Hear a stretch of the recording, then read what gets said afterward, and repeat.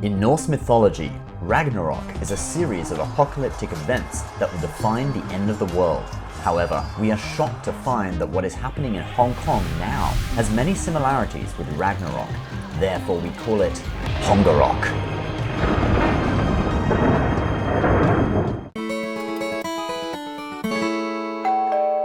Hello everyone and welcome to a Lao-wise view of Hong Kong. 各位观众朋友们，大家好，我是郝一博. My name is Ben Hedges, and in this video we are going to talk about the latest situation in Hong Kong through Norse mythology and why it matters to the rest of the world. The first sign of Ragnarok will be Fimbulvinter, during which time 3 winters will arrive without any intervening summer, marked by great battles throughout the world. During this time, greed will cause brothers to kill brothers, and people will suffer from the collapse of kinship bonds. For Hong Kong, their first severe winter is the Extradition Law.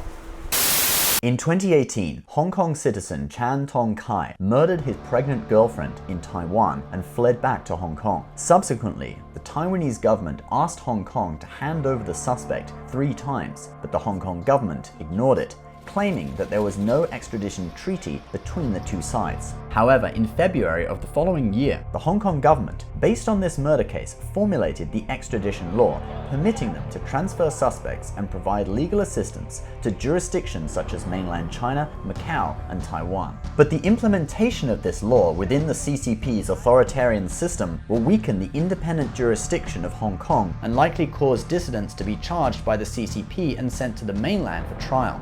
As a result, millions of Hong Kong people began to protest on the street, and the most significant and longest-running protests in Hong Kong's history began. During this period, the Hong Kong police used extreme violence to suppress the protesters. One of the most advanced cities in Asia became a war zone. The Pearl of the Orient became a police state. They have a kind of fighting spirit, but they're not fighters. It's not their nature to fight. They're not just fighting there for the sake of fighting. I can tell by speaking to them. They feel like they've been driven to this point by desperation. They aren't born fighters. They definitely are fighting for their freedoms and they're fighting for these different things because they're very afraid of losing them. But they're not really fighters, and I think that comes from this very reserved and kind nature. And for me, for being here for almost 2 months now, it's one of the things that really stood out to me. I think what Paul means to say here is that although Hong Kongers have the spirit of the Vikings, please don't call them Hikings, even though they do often protest through hiking. Back to the topic. The pro-democracy protests flooded the streets of Hong Kong until the beginning of this year. Then the second severe winter came, COVID-19. The epidemic hit Hong Kong's economy hard. In May, Hong Kong posted its biggest ever quarterly economic loss. First quarter gross domestic product dropped 8.9% compared with the same period a year earlier, making it the steepest decline on record since 1974. In February to April, their unemployment rate hit a 10-year high of 5.2%. At the same time, the protests on the streets have been greatly reduced under the influence of the epidemic. But despite this, while the pandemic is still spreading and the whole world is busy dealing with it, the CCP authorities brought Hong Kong yet a 3rd severe winter, the National Security Law. On May 28th, China's National People's Congress approved the proposal to impose new national security legislation on Hong Kong, voting 2,878 to 1 in favor of the bill. Then in June, the Standing Committee of the NPC held meetings for 2 consecutive weeks and passed the law on June 30th, right before the 23rd anniversary of Hong Kong's handover from British rule. There are 3 critical points about this bill. First, it will target secession, subversion of state power, terrorism activities, and foreign interference or collusion. Second, it would also allow Chinese national security agencies to operate in Hong Kong. Thirdly, the process of enacting the law bypassed Hong Kong's legislature. The Communist Party legislated by itself. This really marks the effective end of the one country, two systems structure, because the security law would give the government in Beijing the means to intervene in any way in Hong Kong's internal affairs and justify that intervention as being in the name of national security. This is not the first time the CCP has done this. Back in 2003, they'd already begun their plans to erode Hong Kong's freedoms. At that time, they tried to use the Hong Kong government to propose the legislation of Hong Kong Basic Law Article 23, which was also related to national security. The proposed bill caused considerable controversy in the city and a massive demonstration of more than 500,000 people against the legislation. As a result, the bill was shelved indefinitely. After that, the Umbrella Movement and the anti-extradition movement were all triggered by the CCP trying to break the promise of the Sino-British Joint Declaration. We can say without exaggerating that the Communist Party never intended to keep to its initial promises. Because how could it tell the Chinese people that some are allowed to live in freedom and democracy, people in Hong Kong, and others are not, the people in mainland China? This is the most fundamental conflict with the CCP's dictatorship. For them, each day that goes by in which Hong Kong still doesn't have an authoritarian system is a considerable danger and a threat to the communist regime. It basically means that you have to, and a lot of Hong Kongers are doing this, going online, canceling Facebook, deleting posts that they have posted in the past that could be potentially used to persecute them in the future, and downloading VPN, because one would assume that the internet in Hong Kong is soon going to be censored like in the mainland. And all those are, just imagine like yourself living in a democratic city like New York. All of a sudden the communist regime is taking over and your way of life is entirely destroyed. You can no longer expect that the police or the justice system will be fair. With the whole world in the darkest chaos, the army of the giant, monsters and the dead march on Asgard. Then the great battle of the apocalypse begins, and it includes 3 ultimate fights of the gods and the dark forces. The first war to be introduced is Thor, the god of thunder, versus the Midgard serpent Jormungand, who grew so large that it was able to surround the earth and grasp its tail. In this legendary duel, Thor kills Jormungand but is poisoned by the serpent and manages to walk only 9 steps before falling to the earth dead. Currently, Hong Kong is facing a similar situation. Thor's battle against Jormungand reminds us, Hong Kong citizens and the Hong Kong police. The giant serpent's long body is like a crowd lined up by police, and the spitting venom is like the pepper spray and weapons used by them. According to official statistics, during the protest, the police fired over 16,000 tear gas rounds, 10,000 rubber bullets, 2,000 beanbag rounds, 1,500 bottles of pepper spray, 19 live rounds, and numerous baton springs, as well as a considerable number of acts of sexual violence. By May, the Hong Kong police had arrested nearly 9,000 protesters aged between 11 and 84 years old. More than 1,600 were minors, accounting for 18% of those arrested. 1,600 are facing prosecution, and 600 are charged with rioting. On the contrary, the Hong Kong police have never been held accountable for their countless acts of violence towards protesters. The violence has continued to break people's trust in the government over the past year. Posts about missing people and suspicious cases of suicide can be seen everywhere on the internet. According to Hong Kong's legislature, there were 713 suicide cases last year, 40 more than the year before. Another statistic shows 8,148 bodies were found in Hong Kong. That number is about 300 more than in 2018, a record high in nearly 3 years. Now the national security law has been passed, the Hong Kong government would have even more power to suppress the people. And at the same time, the CCP would be able to set up national security agencies in Hong Kong, opening up a backdoor for its deployment of armed forces in Hong Kong. Experts estimate that there are now between 6,000 and 10,000 Chinese troops in Hong Kong. During the anti-extradition bill movement, there were already news reports that Hong Kong police disguised themselves as demonstrators to incite violence, and that CCP troops pretended to be Hong Kong police. So it's conceivable that to maintain the regime's stability in the future, the CCP will use stricter measures and force to suppress the people of Hong Kong. In the second battle, Freya, the god of fertility, is fated to fight the fire giant Sutur.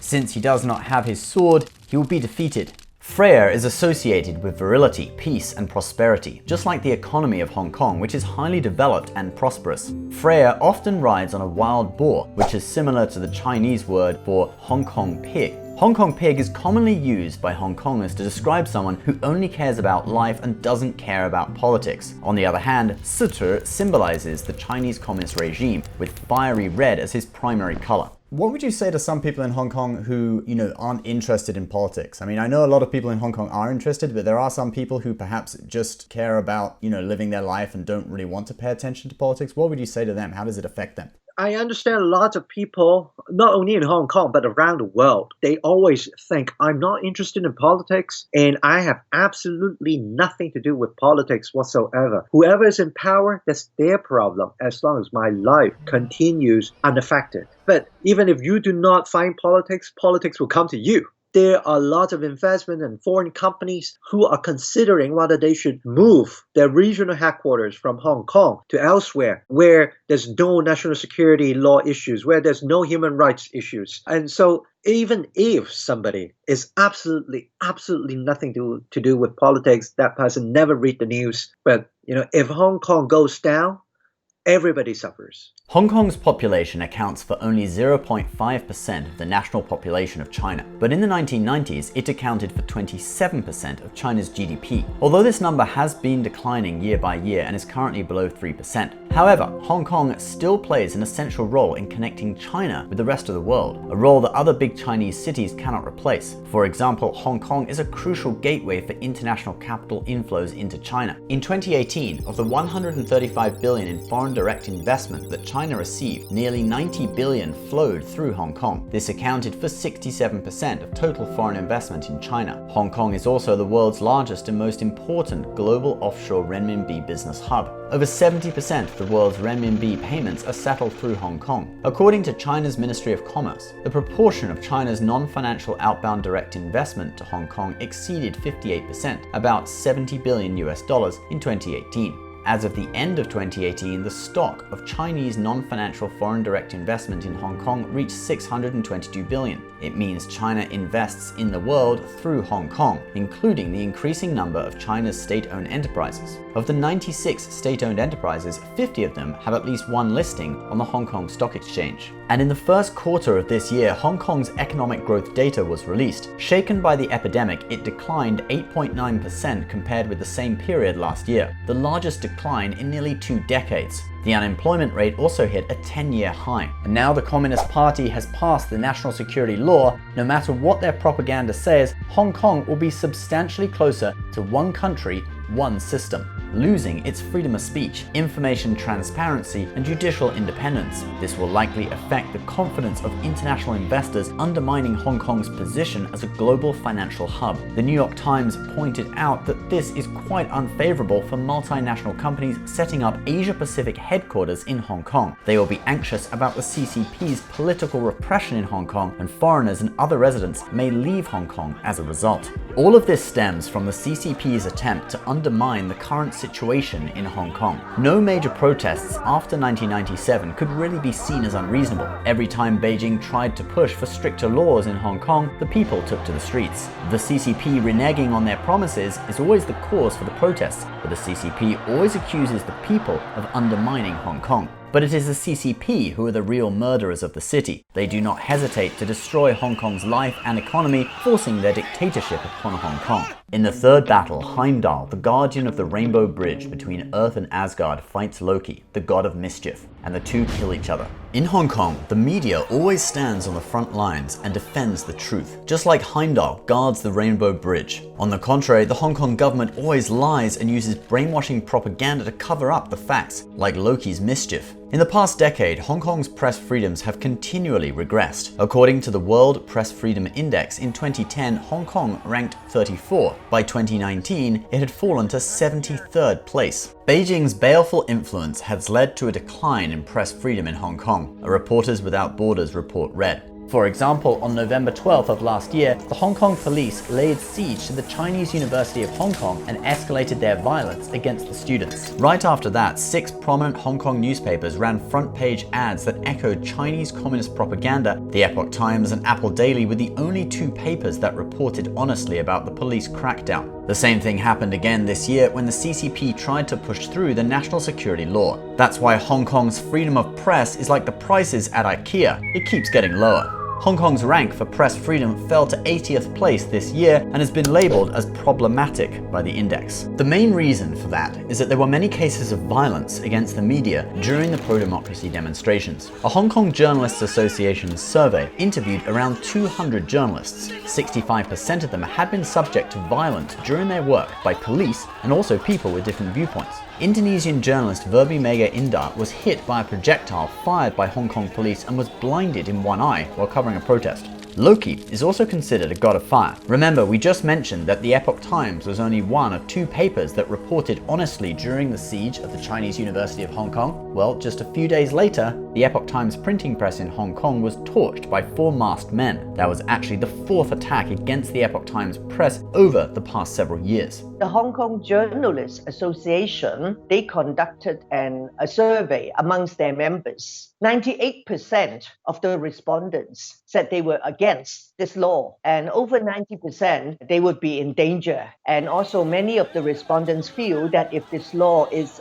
foisted on Hong Kong, then there would be much heavier self-censorship because there would be no-go areas. It's not even the authorities who say it. It's just the people who conduct self-censorship. They just draw up their own list. And maybe in future, many people will not want to be interviewed by you or others, lest they should fall into the trap. In 2019, the number of Chinese tourists visiting Hong Kong was about 44 million. That's nearly 80% of all tourists to the region. Hong Kong has always been a window for mainland tourists to get in touch with the truth. We can say that it's the only place in China where one can see real news about the protests, the Tiananmen Square massacre, the persecution of Falun Gong, or the persecution of Uyghurs. However, after the national security law passes, then those media organizations who are not afraid of speaking the truth against the CCP are likely to be accused of secession and subversion of state power. At the end of the Ragnarok, Surtir covers the earth in fire, causing the entire world to burn. All things ended.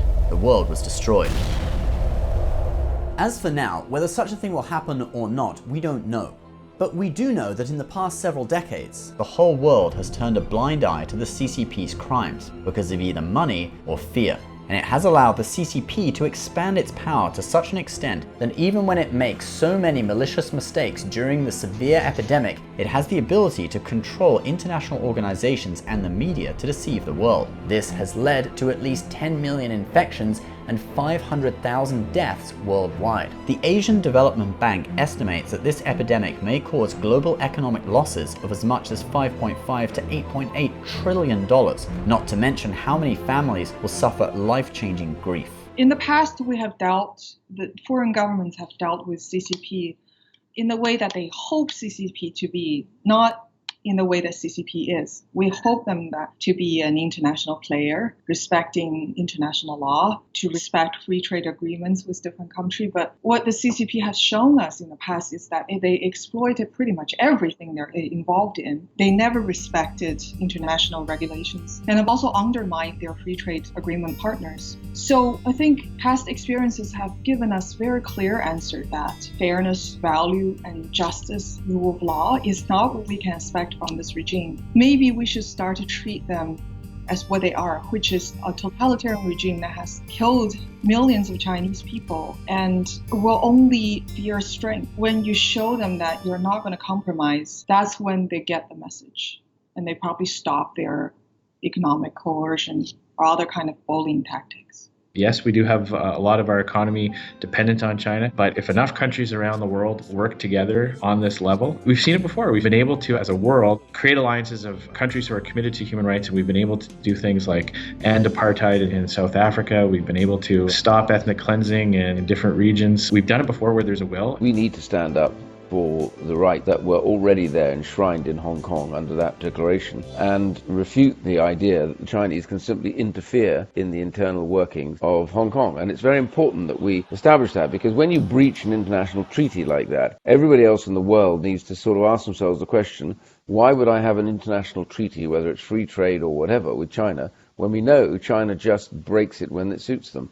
So this is very damaging for China, but one thing we need to raise time and time again. The Hong Kong people who do not fear death stand up to fight against the CCP, just like the Vikings who believed in Valhalla. However, their Valhalla is the bottom of the pot, which is the protest area of the Legislative Council. They hope that one day they can reunite there, take off their masks without being hunted by police. For that purpose, they shout, "Heaven will destroy the Chinese Communist Party." They also shout, "Rather speak up and die than live silent." Like Frodo and Sam in The Lord of the Rings, Hong Kong and Taiwan, in order to survive, protect, and fight for freedoms, have no choice but to support each other and rush atop Mount Doom to destroy the Ring of Sauron, or in our analogy, the CCP. However, they need help from others. They need someone to distract Sauron in front of Mordor's gate. Okay, before we discuss whether Trump is Aragorn, we should ask first, who is Gollum? Oh, someone's been messing around with my computer. Back to our topic. Even though they now face a very dark and tough situation, the Hong Kong people still maintain a positive outlook. Some people may feel that Hong Kong is doomed, but Hong Kong people never give up. They say, persevere not because we see hope, but hope exists because we persevere. With their perseverance last year, the Hong Kong government finally withdrew the extradition law. In November's local elections, the pro-democracy camp won a landslide, gaining nearly 90% of the seats. They even influenced Taiwan. Seeing the situation in Hong Kong, many Taiwanese are more alert now to the threat of the CCP. In this year's presidential election, the president who opposed the CCP won by a landslide, claiming victory with the highest historical ratio recorded for a win. But this time, in order to complete this mission, they need everyone's help. So what can we do? I'm not a great fan of Donald Trump, it has to be said, but I think on the China issue, he's probably right. And I'm encouraged by the fact that we've had so many different politicians from different countries in the West coming together to say that we need to take on China now. China, under the Beijing government, is becoming, in my view, a pariah state. And unless it's stopped, or controlled at least, or contained, then I'm afraid this cancer will affect the rest of the world. I think we should be looking at targeted Magnitsky-style sanctions against officials in both Chinese regime and the Hong Kong government. I think we should be coordinating with like-minded countries around the world, perhaps having an international contact group to coordinate a global response to the crisis that is unfolding in Hong Kong. People who are possibly facing oppression have got some sort of lifeboat now, in particular to Britain, when it's been declared that there will be a version of a passport that 300,000 people can use and nearly 3 million can apply for. And there's now cooperation across the world about whether similar facilities may be available from the United States and elsewhere. Clearly this isn't something one wants to resort to. Clearly people should be happy to be contributing and living in Hong Kong. The people in Hong Kong are used to having a certain amount of freedom, human rights and democracy. So it's important that we do continue to recognise those rights. A wise man once said, in times of universal deceit, telling the truth is a revolutionary act. We should do so and spread the truth, letting more people know about Hong Kong and asking your government to support Hong Kong. After Ragnarok, the purified land grew greener with more lush plants than before. Earth was restored to life and the remaining gods and humans established a new world. In fighting against evil, we might have to make sacrifices of comfort for a time, but after the darkness, we will be greeted by a better and brighter world. Okay, that's all for today. Feel free to leave a comment with your thoughts about the issues in today's show. Subscribe to our channel if you're new, and we'll see you next time. Bye-bye.